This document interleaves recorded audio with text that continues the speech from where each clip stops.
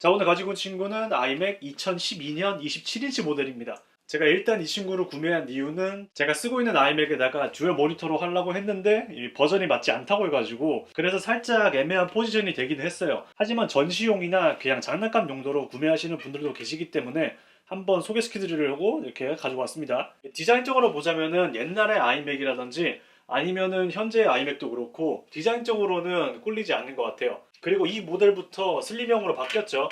이 프레젠테이션에서 한 요 정도까지만 보여주던데 한 여기까지? 네, 한 여기까지 보여주는 걸로 기억을 하고 있는데 이렇게 슬림하게 바뀌었습니다. 물론 옆으로 돌리면은 이렇게 두껍게 살짝 두껍게 나와 있죠. 그리고 제가 구매한 모델 같은 경우에는 이렇게 마이티 마우스가 이렇게 있죠. 그리고 뉴메릭 키보드 요게 1세대가 이렇게 있죠. 그래서 양쪽에 USB 포트가 달려 있어요. 그리고 전원을 한번 넣어보도록 하죠. 전원을 넣으면은 이렇게 또 하고 켜주고요. 일단 2009년형부터 아니면 2008년 이때도 그런 것 같은데 모든 아이맥들이 클라우드 현상이라고 해가지고 흰색 화면을 띄우면은 이쪽에 먼지가 껴가지고 뭐 그런 현상이 있는데 저 같은 경우에는 아직까지는 없는 것 같아요. 제가 지금 사용하고 있는 아이맥 같은 경우에도 아직까지는 발견되지 않았어요. 일단 이 친구의 기본적인 사양을 보자면은 i5 2.9가 들어가 있고요. 그리고 메모리 같은 경우에는 16기가로 되어 있고 그래픽카드 같은 경우에는 GTX 660M 512메가가 들어가 있네요. 저장 공간 같은 경우에는 SSD 500기가로 되어 있습니다. 이 친구 같은 경우에는 i7까지 올라가기도 하고 그 다음에 그래픽카드도 좀 더 업그레이드를 해줄 수가 있어요. 하지만 모니터 용도로 저는 구매를 했기 때문에 지금 거의 뭐 기본 사양보다 좀 더 올라갔긴 했는데 살짝 아쉬운 부분이 있습니다. 일단 이 친구를 할 수 있는 게 뭘까요? 뭐 포토샵을 할 수도 있고 파이널 컷 프로를 돌릴 수도 있는데 성능 자체를 보자면은 제가 이전에 소개시켜드렸던 맥북 프로 2012년형이랑 그렇게 다르지는 않을 거예요. 오히려 이 친구는 i5이기 때문에 성능상으로는 그 친구보다 좀 더 낮을 거예요. 그래서 무거운 작업을 돌리기에는 살짝은 아쉬울 수는 있어요. 기본적인 성능 자체는 나쁘지 않기 때문에 웹서핑하기에도 나쁘진 않고 이게 이것저것 들어가봐도 막 느리진 않아요, 솔직히. 이게 아이맥 2009년형이나 2012년형이나 2020년, 네, 한 그 아이맥도 웹서핑 상에서는 그렇게 느리지는 않은 것 같더라고요. 그래서 이 친구를 사용할 목적이라고 하면은 스피커 용도가 있겠는데, 그래서 스피커 테스트를 한번 해보도록 합시다. 지금 제가 가지고 있는 모델은 아이맥 프로기 때문에 아이맥 프로도 한번 비교해보면 좋겠죠?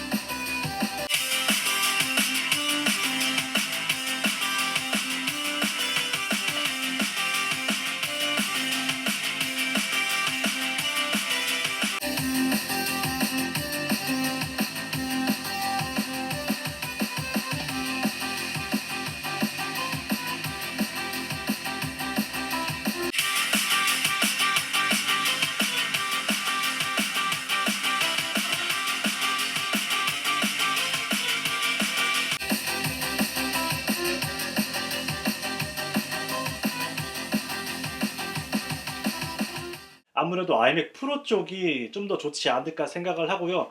제가 아이맥 M1 같은 경우에도 한번 들어봤는데 27인치보다 살짝 낮은 느낌이고 뭐 개인적인 느낌이지만 스피커 중에서는 아이맥 프로가 가장 좋은 것 같아요. 그리고 이 친구는 따로 패치를 하지 않는 이상 카탈리나까지만 지원을 하기 때문에 최근 OS는 지원하지 않아요. 그래서 제가 생각을 한 거는 살짝 옛날의 추억에 잠겨가지고 마운틴 라이언까지 내려보자 했었는데 일단 내려봤어요. 근데 실사용이 가능하진 않더라고요. 현재 상황에서 마운틴 라이언의 가장 큰 문제가 뭐냐면 일단 사파리부터가 문제인 게 웹브라우저를 지원을 안 해요. 제가 저번에 소개시켜드렸던 아이패드 있잖아요. 아이패드가 웹브라우저를 지원을 안 해가지고 문제가 좀 있었는데 아이맥 같은 경우에는 똑같아요.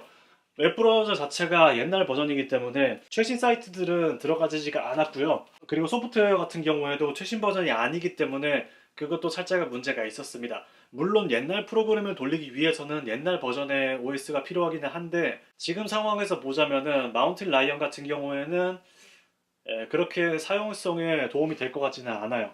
그래서 웬만하면은 카탈리나까지를 올리시는 걸 추천을 드립니다. 저 같은 경우에는 스퀘어 모피즘을 굉장히 좋아하기 때문에 그거를 사용하려고 했지만 도저히 안 되겠더라고요. 제가 이번 영상 같은 경우에는 이 친구로 편집을 해가지고 올려보도록 하겠습니다. 그래서 제가 이 친구를 추천드릴 수 있는 분이라고 한다면은 스피커 용도로 사용을 하시거나 아니면 옛날 버전의 모니터로 사용을 하시거나 윈도우를 까셔가지고 뭐 이것저것 한글 작업이라든지 아니면은 공인인증서 이런 작업들. 근데 요즘에도 공인인증서가 거의 없지 않아요? 뭐 있는 것도 있긴 한데 하여튼 제가 이 친구를 30만원 정도에 구매를 했는데 30만원에 이 정도의 모니터에다가 뭐 키보드, 마우스 다 주고 그 다음에 스피커 같은 경우에도 그렇게 나쁘지는 않고요. 가성비라고 봐도 될 것 같습니다. 하여튼 그 정도 가격이라면은 이 친구를 추천드릴 수가 있고요.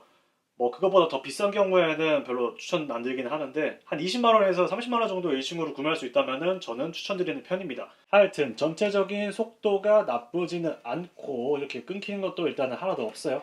4K 같은 경우에는 살짝 끊기는 구간이 있기는 한데 4K만 아니라면은 뭐 물론 이거 4K 모니터가 아니긴 하지만 살짝 끊기는 부분이 있어요. 이렇게 이런 식으로 약간 뭐 네트워크 문제일 수도 있고 아니면 성능 문제일 수도 있지만 4K가 살짝씩은 끊겨요. 하지만 컴퓨터 내에서 돌아가는 4K 같은 경우에는 잘 재생이 되지만 유튜브 내에서 4K는 잘 재생이 되지 않는다. 요 점만 참고하시면 될 것 같아요. 이 친구를 i7으로 업그레이드를 하면은 좀 더 좋아질 수는 있겠지만 굳이 그냥 저 같은 경우는 그냥 이 정도 용도도 충분할 것 같아요. 아마 2012년이랑 2013년 모델 그 두 개일 거예요, 아마. 힌지가 제대로 고정이 안 되고 쑥 죽어버리는 현상이 있는데 이 친구 같은 경우에는 아직까지는 멀쩡한 것 같아요. 그래서 힌지 부분 같은 경우에도 잘 살펴봐야 될 것 같고요. 저 같은 경우에는 상태가 나쁘지 않은 걸로 잘 가지고 온 것 같기는 해요. 그래서 이 친구를 어떻게 마무리해야 될지 모르겠는데 일단 가장 중요한 것은 가격이겠죠. 일단 가격은 30만 원으로 나쁘지 않고요.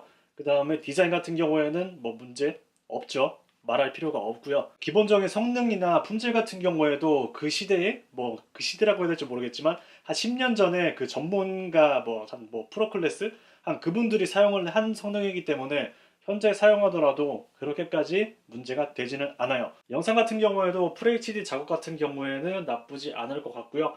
사진 같은 경우에는 아마 4천만 화소 한 이 정도 넘어가면은 살짝은 버벅이긴 할 거예요. 이게 포토샵을 켜더라도 이게 V램이 좀 낮으니까 경고가 뜨긴 하더라고요. 일단 원래 용도였던 타겟 디스플레이 모드는 일단 날아간 것 같고 일단 되는 경우도 있다고 하니까 나중에 케이블 구해가지고 일단은 해봐야 될 것 같습니다. 그래서 더 설명해드릴 부분은 크게 없을 것 같고 그냥 스튜디오라든지 아니면 카페 같은 데서 그냥 사진을 띄워 놓거나 아니면 노래를 틀어 놓거나 한 그 정도로 저는 추천드릴 수 있을 것 같아요. 네, 간단한 작업도 가능하고요. 이 친구 같은 경우에는 한 이 정도에서 일단은 정리를 하도록 하고요. 자, 그래서 오늘 한번 알아본 친구는 2012년형 애플 iMac 27인치였고요. 재밌게 보셨다면 좋아요와 구독을 눌러주시고요. 끝내죠.